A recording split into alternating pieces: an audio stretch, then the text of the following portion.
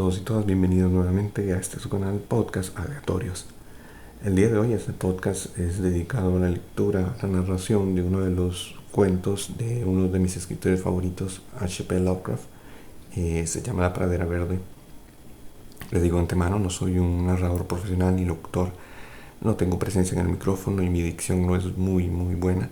Entonces pues será una narración de clase B o clase Z, como quiera usted decirle.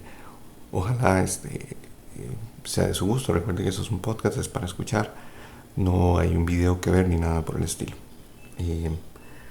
Antes de empezar, nada más decirles que La Pradera Verde fue escrito entre 1918 y 1919, una colaboración con Winifred Virginia Jackson. Se publicó originalmente en la revista de aficionados de Background, primavera de 1927, bajo los seudónimos de Elizabeth Neville Beckerley y Lewis Theobald. Es uno de los pocos relatos donde la autoría de Lovecraft aparece junto a la de otro autor.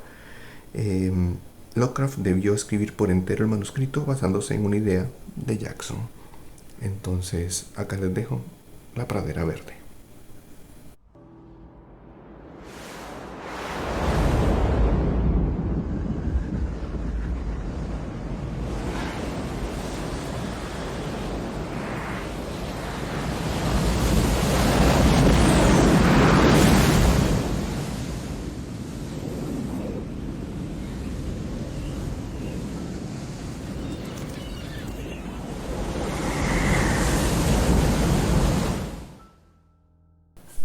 La Pradera Verde.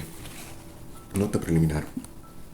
El curiosísimo relato o relación de impresiones que sigue fue descubierto en circunstancias tan extraordinarias que merecen una detallada descripción.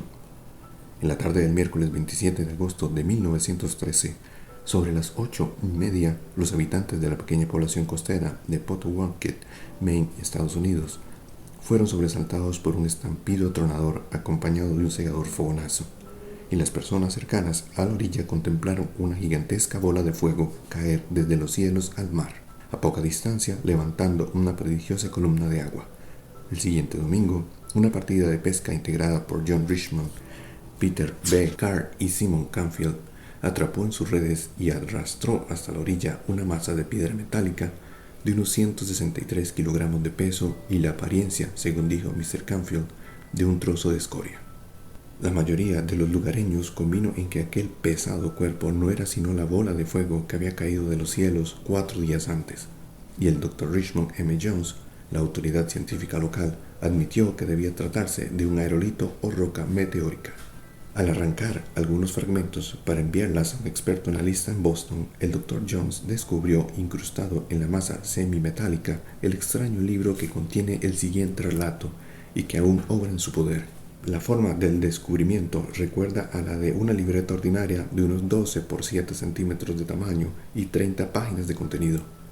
El material, no obstante, presenta grandes particularidades. Aparentemente, las tapas son de alguna sustancia oscura y pétrea desconocida para los geólogos e irrompible bajo medios mecánicos. Los agentes químicos tampoco parecen tener efecto sobre ellas. Las páginas son prácticamente iguales, excepto que son de un color más claro y tan extremadamente delgadas como rotundamente flexibles. El conjunto está encuadernado por algún método que no resulta demasiado claro para quienes lo han estudiado, un proceso que implica la adhesión de la sustancia de las hojas a la cubierta. Estos materiales no pueden ser ahora separados ni las hojas rasgadas, por mucha fuerza que se emplee. El manuscrito es griego del más puro estilo clásico y varios estudiantes de paleografía declararon que los caracteres son de un estilo cursivo empleado hacia el segundo siglo antes de Cristo. Poco hay en el texto que ayude a fecharlo. La apariencia mecánica de la escritura solo permite suponer que ha sido registrada con un método similar a la moderna pizarra y tiza. En el transcurso de las pruebas analíticas realizadas por el difunto profesor Chambers de Harvard, algunas páginas, sobre todo las del final del relato, fueron manchadas hasta el punto de imposibilitar su posterior lectura, un hecho que constituye una pérdida poco menos que irreparable. El contenido restante fue transcrito al griego moderno por el paleógrafo Rutherford y entregado en esa forma a los traductores. El profesor Mayfield del Instituto Tecnológico de Massachusetts, que examinó muestras de la extraña piedra, manifiesta que es un verdadero meteorito, una opinión que el Dr. von Winterfeld de Heidelberg, recluido como loco peligroso en 1918, no suscribe. El profesor Bradley adopta una postura menos dogmática, indicando que ciertos ingredientes totalmente desconocidos están presentes en grandes cantidades y advirtiendo que aún no es posible su clasificación. La presencia, naturaleza y mensaje del extraño libro constituye un problema tan importante que no puede apuntarse explicación alguna. El texto o lo que se ha conservado se ofrece aquí tan literalmente como permite nuestro lenguaje, con la esperanza de que algún lector pueda finalmente aportar una explicación y resolver uno de los mayores enigmas científicos de los últimos años. La historia. Era un lugar pequeño y yo estaba solo. A un lado, más allá de una franja de intenso y ondulante verdor, estaba el mar, azul, luminoso y agitado y enmarañado, y emanando exhalaciones de vapores que me intoxicaban. En efecto, aquellas emisiones eran tan profusas que creaban en mí una extravagante impresión de fusión entre el cielo y el mar, porque los cielos eran igualmente azules y brillantes. Al otro lado estaba el bosque, casi tan antiguo como el mar mismo y extendiéndose sin fin tierra adentro. Era muy oscuro, porque los árboles eran grotescamente grandes y frondosos e increíblemente numerosos. Sus troncos gigantescos eran de un verde horrible que combinaba extrañamente con la angosta franja verde donde me hallaba. A cierta distancia, a ambos lados, el sorprendente bosque alcanzaba el borde del agua, sepultando la línea de la costa y encerrando completamente la estrecha zona. Algunos árboles, según observé, se alzaban en el agua misma, como hidratados ante cualquier traba a su avance. No vi seres vivientes, ninguna señal de que algo vivo, salvo yo mismo, hubiera nunca existido. El mar, el cielo y el bosque me rodeaban y se extendía hasta regiones más allá de mi imaginación. No había ningún sonido, excepto de los árboles agitados por el viento y el ruido del mar. Mientras permanecía en este silencioso lugar, comencé a repentinamente temblar, porque aunque no sabía cómo había llegado allí y apenas podía recordar mi nombre ni lo que había sido, sentí que podía enloquecer si entendía lo que acechaba a mi alrededor. Recordé cosas que había leído, que había soñado, que había imaginado y anhelado en otra vida distante. Pensé en las largas noches en las que había contemplado a las estrellas del cielo y maldecido a los dioses porque mi espíritu libre no podía cruzar los inmensos abismos inaccesibles de mi cuerpo. Había invocado antiguas blasfemias y terribles arcanos del papiro de Demócrito, pero mientras volvía a la memoria me estremecía con profundo terror porque supe que estaba solo, horriblemente solo, y sin embargo cercano a los impulsos sensibles de una vaga e inmensa entidad que rogaba no comprender ni encontrar jamás. En el susurro de las oscilantes ramas verdes imaginé detectar una especie de odio maligno y triunfo demoníaco. A veces parecía sostener una horrible conversación con seres espantosos e inimaginables, medio ocultos tras las masas verdes y escamosas de los árboles, escondidos de la vista. A veces parecía sostener una horrible conversación con seres espantosos e inimaginables, medio ocultos tras las masas verdes y escamosas de los árboles, escondidos de la vista, mas no de la conciencia. La sensación más opresiva era un siniestro sentimiento de estar desplazando. Aunque veía a mi alrededor objetos que podía nombrar, árboles, hierba, mar y cielo, sentía que su relación conmigo no era la misma que los árboles, hierba, mar y cielo que conocí en otra vida débilmente recordada. No podía precisar la naturaleza de la diferencia, pero me estremecía completamente, atemorizado mientras esto se grababa en mi ser. Y entonces, en un punto donde antes no había distinguido nada excepto el mar brumoso, divisé la pradera verde, separada de mí por una vasta extensión de aguas azules y rizadas, con olas punteadas por el sol y sin embargo extrañamente cerca. A menudo atisbaría temerosamente sobre mi hombro en dirección a los árboles, pero prefería observar la pradera verde, que me afectaba sobremanera. Fue mientras mantenía los ojos fijos en esa curiosa franja cuando sentí el movimiento del suelo bajo mis pies, comenzando con una especie de agitación rítmica que contenía una temible sugerencia de acción consciente. La porción de orilla donde me hallaba se desgajó de la ribera herbosa y comenzó a flotar mar adentro, arrastrada lentamente hacia adelante como a merced de alguna corriente irresistible. No me moví, atónito y sobresaltado por aquel fenómeno sin precedentes, Permanecí totalmente inmóvil hasta que una ancha vía de agua se abrió entre la arboleda y yo. Entonces caí en una especie de ensueño y de nuevo me volví para contemplar las soleadas aguas y la pradera verde. Tras de mí, los árboles y los seres que estos pudieran haber estado ocultando parecían irradiar una inmensa amenaza.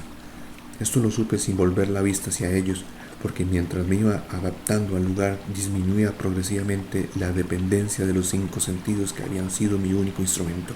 Sabía que el gran bosque rumbroso me odiaba, aunque ahora estaba a salvo porque el pedazo de orilla me había alejado de la ribera. Pero mientras un peligro había pasado, otro se perfilaba ante mí. Trozos de tierra se desprendían sin cesar de la isla flotante que me sostenía, por lo que la muerte no estaba en ningún caso lejos. Pero aún entonces me parecía sentir que esa muerte no sería tal para mí, porque de nuevo volvía mis ojos a la pradera verde, imbuido con un curioso sentimiento de seguridad en extraño contraste con mi horror generalizado. Fue entonces cuando vi, a una distancia inconmensurable, el sonido de las aguas desplomándose, no el de una simple cascada como las que había conocido, sino el que podría escucharse en las lejanas tierras escitas si todo el Mediterráneo se virtiera en un abismo insondable. Era hacia aquel sonido al que mi menguante isla se dirigía, pero yo estaba contento. Lejos y atrás ocurrían extraños y terribles sucesos, acontecimientos que me hicieron volverme para mirar, o que me estremeciera al afrontarlos, porque en el cielo formas oscuras y vaporosas revoloteaban fantásticamente, cerniéndose sobre los árboles y pareciendo responder al desafío de las ondeantes ramas verdes. Entonces, una espesa niebla se alzó del mar para reunirse con las formas celestes y la playa desapareció de mi vista, a pesar de que el sol, cual no lo sabía, brillaba cegadoramente en las aguas de mi alrededor. La tierra que había abandonado parecía sumida en una demoníaca tempestad, donde las voluntades de los árboles infernales y lo que ocultaban contendían contra las del cielo y el mar. Cuando la niebla se desvaneció, tan solo vi el cielo azul y el mar azul, porque la tierra y los árboles ya no estaban. Fue en ese momento cuando mi atención fue presa del cántico de la pradera verde. Hasta ahora, como he dicho, no había encontrado rastro de vida humana, pero ahora llegaba hasta mis oídos un débil canto de origen y naturaleza inconfundibles. Mientras las palabras eran totalmente indistinguibles, el canto despertó en mí una peculiar serie de asociaciones y recordé ciertos renglones ligeramente inquietantes que una vez traduje de un libro egipcio y que a su vez había sido tomado de un papiro del antiguo Merón.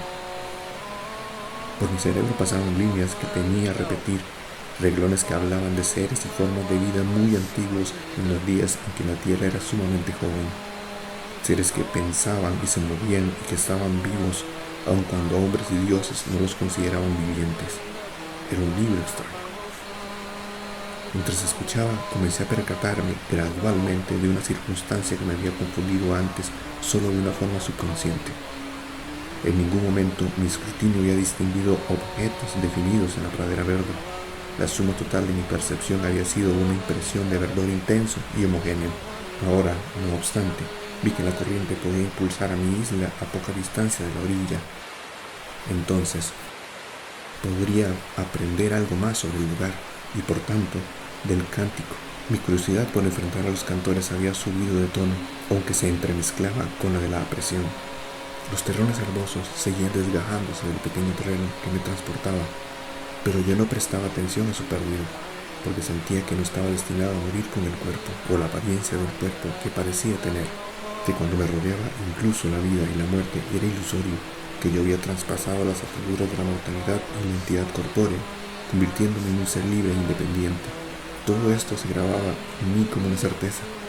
Nada sabía sobre mi localización, salvo el sentimiento de no estar en el planeta que tan familiar me fuera.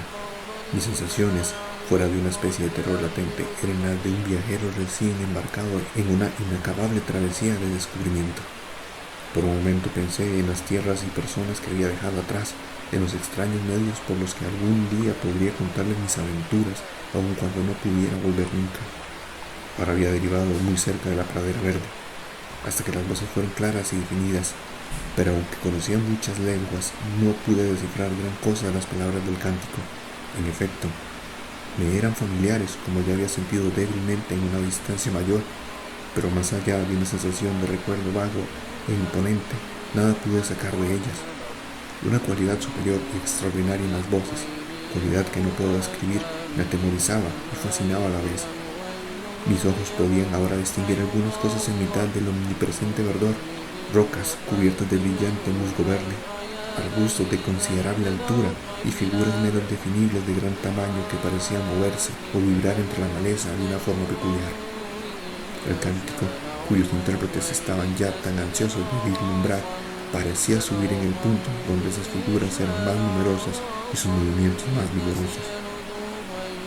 Y entonces, mientras mi isla derivaba cerca y el sonido de la distante catarata ganaba en intensidad, vi claramente el origen del cántico, y en un horrible instante recordé todo. De esos seres no me atrevo a hablar, pues allí se revelaba la espantosa solución de cuanto me había intrigado, y esa solución podría volverlos locos, tal como casi hizo conmigo. Entendí entonces el cambio que había sufrido, y que habían sufrido algunos otros que antaño fueran hombres. Y supe del eterno ciclo del futuro, al que nadie como yo puede escapar. Viviré por siempre, seré consciente por siempre, aunque mi alma implora a los dioses la dádiva de la muerte y el olvido. Todo está ante mí, más allá del ensordecedor torrente se encuentra la tierra de estépelos, donde los jóvenes son infinitamente ancianos. La pradera verde. Enviaré un mensaje a través del inmenso y horrible aviso. En este punto, el texto se vuelve ilegible.